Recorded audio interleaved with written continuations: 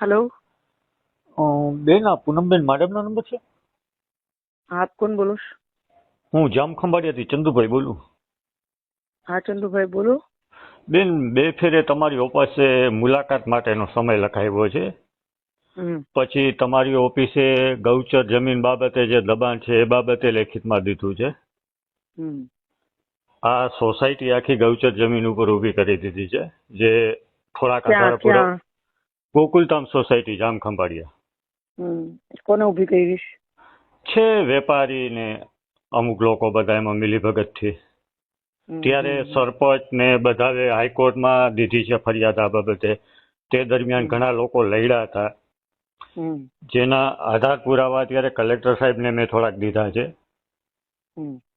કે ટ્રસ્ટની જમીન કેવી રીતે ટ્રસ્ટ પાસે આવી એનો કોઈ ઉલ્લેખ જ નથી. આ જમીન અગાઉ અમે ત્યાં નાના મોટા થયા છીએ કે તળાવ હતી, વોકળો હતો કુદરતી, આ બધી પરિસ્થિતિ હતી. એમાં ભરતી ભરી અને એ જમીન જે તે રીતે કોઈ બી ખોટું સાચું કરી અને આખી સોસાયટી ઊભી કરી દીધી છે. ચેતનભાઈ તન્ના, જે હાલમાં મુંબઈ રહે છે. આ બાબતે મેં બધે અહીંયા રજૂઆત કરી છે, કલેક્ટરશ્રીને, મામલતદારશ્રીને, પ્રાંત અધિકારીને, બધેને. અને બધેનું ધ્યાન દોરવું છે. પોલીસ સ્ટેશન સુધી ગયો કે સાહેબ આ જોઈ લ્યો કે આ પ્રમાણે છે કે અત્યારે ગૌચરનું દબાણ એટલું છે અહીંયા કે તમે કોઈ વાત જ પૂછો. પછી એક એસઆર કંપનીમાં જે મોટા વેપારી છે જામ ખંભાળિયાના ગુંડા અને મોટા વેપારી, એનીએ પણ અમુક વર્ષો પહેલા ત્યાં જમીન દઈ દીધી છે, ગૌચરની જમીન. એના પૈસા કરોડો રૂપિયા પોતે લઈ લે છે અને એ પૈસાથી પછી પબ્લિક ઉપર જ પોતે મને નગ્ન કરીને ફેરવ્યો હતો. બેન તમને ખબર ને, મારા સામાવાળા જામ ખંભાળિયામાં. મને ધ્યાન નથી મારો ભાઈ. અચ્છા, હા ઓળખા. આ એક જ એવો કેસ બન્યો છે એટલે ઓળખી ગઈ. હા, તો બેન એ લોકોએ ગૌચરની જમીન પોતાની માલિકીની કરીને એસઆર કંપનીમાં વેચે છે. એનો પણ મારી પાસે લેટર છે કે એક વ્યક્તિએ મને રોક્યું કે આમાં શું શું કર્યું છે. એ બાબતનું મેં તમારી ઓફિસે લેખિતમાં દીધું છે કે બેન આ બાબતે તપાસ કરો. આપણી ભારત સરકારની જમીન આવા ગુંડા તત્વ અને અસામાજિક તત્વો જો બધા ખાઈ જશે તો, આને અત્યારે ગરીબ માણસો ઉપર ને મંદિર ઉપર ને મસ્જિદ ઉપર બુલડોઝર ચાલે છે, તો આ ન્યાય ક્યાંનું છે? આ બાબતે તમે સરકારશ્રીને રજૂઆત કરો ને. મને હોઈ શકે તો તમે ત્યાંનું સંસદ ભવનનું ગેટ પાસ કઢવી આપો, તમારી મહેરબાની એટલી. આ હું પ્રયત્ન કરીશ. સંસદ ભવનના ગેટ પાસ માટે એક પ્રક્રિયા છે. હા હા, તમે જે કહેશો હું પ્રક્રિયા પૂરી કરવા તૈયાર છું. ના ના ના, તમારા તરફથી નથી, અમારા તરફથી નથી. મારે ખાલી લેટર લખી અને દેવાનો હોય, મતલબ એક નામ તમારું મોકલવાનું હોય આગળ કે આ વ્યક્તિને કે આ ગ્રુપને કે આ કાર્યકર્તાને સંસદ ભવન વિઝિટ કરવી છે. અને એમાં એવું છે કે તમારું એક મિનિટ મારા ભાઈ ચંદુભાઈ, હવે હું તમને ઓળખી ગઈ છું એટલે હું વાત વધારે કરું. મને ખબર જ છે આપણો બેનો કોલ રેકોર્ડ થાય છે. મને ખબર જ છે કે તમારા સોશિયલ મીડિયા ઉપર તમે આખી રેકોર્ડિંગ મૂકશો એટલે સારું, એ બાને લોકોને ખ્યાલ આવે કે સંસદ ભવનની તમે માત્ર રેકોર્ડિંગ કરીને મૂકવા માટે બધાને ફોન કરો છો. એ વાત હું જાણું છું. નહીં બેન, મારી વાત સાંભળો બેન. વાંધો નહીં, આપણે તમે મને ફોન કર્યો. એક મિનિટ, હવે પેલા મને પૂરું સાંભળી લો પછી તમારે કેવું કે અત્યાર સુધી તમને સાંભળે. હવે તમે મને સાંભળો, કારણ કે હું તમને બરાબર રીતે ઓળખી દઈશ. હા બરાબર. હવે સંસદ ભવનમાં એક પ્રક્રિયા છે જે નવી પણ બહુ સારી અને કડક પ્રક્રિયા છે કે તમે નામ મોકલો, એ પછી એ વ્યક્તિનું આખું 3 કે 4 દિવસની જે વિસ્તારમાંથી વ્યક્તિ આવતા હોય એનું આખું ફીડબેક એનું બધું મંગાવી અને પછી એને અકોર્ડિંગલી પાસ ઇસ્યુ થતા હોય છે. હવે પાસ ઇસ્યુ કરવો કે ના કરવો એ મારા હાથમાં નથી. બરાબર. મારા નહીં, કોઈ પણ સંસદના હાથમાં એવી રીતે નથી. બરાબર. એની એક પ્રક્રિયા છે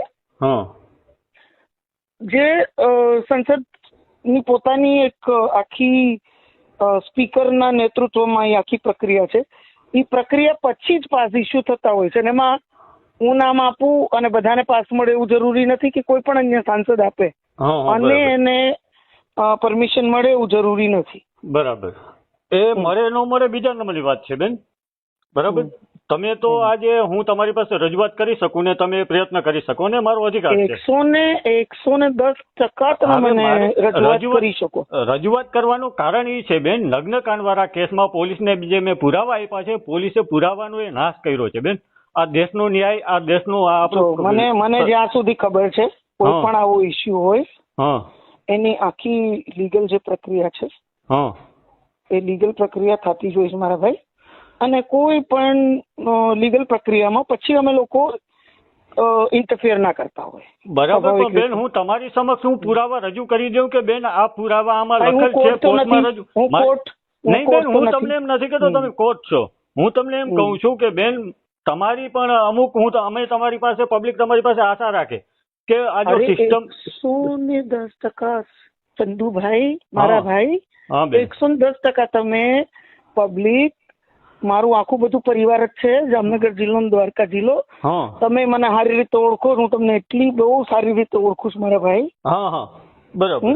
અને તમે આશા રાખી જ શકો મારી પાસે, તમારો એ અધિકાર જ છે. તો અધિકાર છે તો બેન અમે એ જ કહીએ છીએ કે અમને ન્યાય તમે અપાવી ન શકતા તો ખાલી ગેટ પાસ નો કરાવી દો કે આમાં પોલીસે પુરાવાનો નાશ કર્યો છે જે મારી પાસે મેં તમને કીધું પ્રક્રિયા આખી સમજાવી દીધી. તમે એક મિનિટ એટલું ઊંચા અવાજે બૂમાબૂમી કરીને વાત નહીં કરો, આરામથી વાત કરો. આરામથી નીચે નોર્મલ અવાજથી જે હું તમારી યાર વાત કરું ને એવી જ રીતે વાત કરો મારા ભાઈ. બેન હું આરામથી જ વાત કરું છું બેન. એક જ જિલ્લાના વતનીઓ છીએ. અને મામા ભાણેજી છીએ. મામા ભાણેજી છીએ, માસી ભાણેજી છીએ. એટલે એ રીતે જ વાત કર મારા ભાઈ. એ રીતે જ વાત કરીએ છીએ બેન. એક અમારો હું તમારી પાસે આશા રાખી શકું ને કે મારે ન્યાય બાબતે બધે મેં રજૂઆત કરી લીધી છે. ધીમે આટલું ઊંચું બોલશો મને એમને નોર્મલ સંભળાય છે, નોર્મલ ટોનમાં. ઓકે બેન કે મેં ડીજીપી સાહેબ સુધી, ગુજરાત સરકાર સુધી બધે આ બાબતે રજૂઆત કરી લીધી છે કે આ કેસને આખો ક્યાં હતો ને ક્યાં ફેરવી નાખ્યો બેન. આ કેસ હતો મૂળ ક્રિકેટ સબજ્યુડિસ. મેં કીધું એમ લીગલ મેટર છે, સબજ્યુડિસ મેટર છે. હું કોઈ કોર્ટ નથી, હું કોઈ જજ નથી. તમે બરાબર. એટલે મારાથી જે થાય એ જ હું કહી શકું, હું જે ના થાય એ ના કહું. બરાબર છે. તો તમે અને હું જે કહું એ કરું, એ મારી એક પબ્લિકમાં છાપે છે અને લોકો મને ઓળખે છે. બરાબર છે. તો એક મારી હેલ્પ ખાલી એટલી તમે કામ કરો હવે ચંદુભાઈ, આટલું અત્યારે રેકોર્ડિંગ મૂકી દો. પછી છે ને આપણે રૂબરૂ ભાઈ બેન મળીને ચર્ચા કરશું. ચોક્કસ બેન, હાલો મૂકી દઉં રેકોર્ડિંગ. આટલું રેકોર્ડિંગ મૂકી અને આપણે બે ભાઈ બેન મારી ઓફિસે તમે ટાઈમ લઈને આવજો. ઓકે બેન. અને પછી રૂબરૂમાં ચર્ચા કરશું. જ્યારે તમે કહેશો ત્યારે બેન હું આવીશ.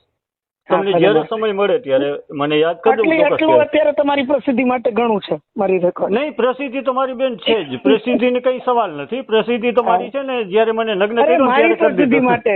મારી પ્રસિદ્ધિ ભગવાન કૃષ્ણને હું પ્રાર્થના કરી કે તમારી પ્રસિદ્ધિ વિશ્વમાં થાય. કૃષ્ણ ભગવાનને હું એ પ્રાર્થના કરીશ બેન. એટલે આ મૂકો અને પછી આપણે બે ભાઈ બેન રૂબરૂ મળશું. ઓકે બેન, થેન્ક યુ બેન. ટાઈમ લઈને તમારા એટલા બધા ગંભીર ઇસ્યુઝ હોય, તમને ગૌચરની ચિંતા આટલી હોય, દબાણની ચિંતા આટલી હોય, ને હવે તમે એ વિષય ઉપર બોલો છો, પહેલા ન બોલતા. તો તમે આવો ને મને કયો. ઓકે બેન, અહીંયા કાગળ એને કે તમારી ઓફિસે મેં દીધા છે અને તમે રૂબરૂ આવો તો તમારી સમક્ષ હું આ બધા પુરાવા રજૂ કરીશ જ્યારે પણ તમે મને કહેશો. ના, હું તમને ઓફિસે બોલાવી લઈશ. ઓકે બેન, ઓકે. ભલે મારા ભાઈ. જય માતાજી. જય માતાજી.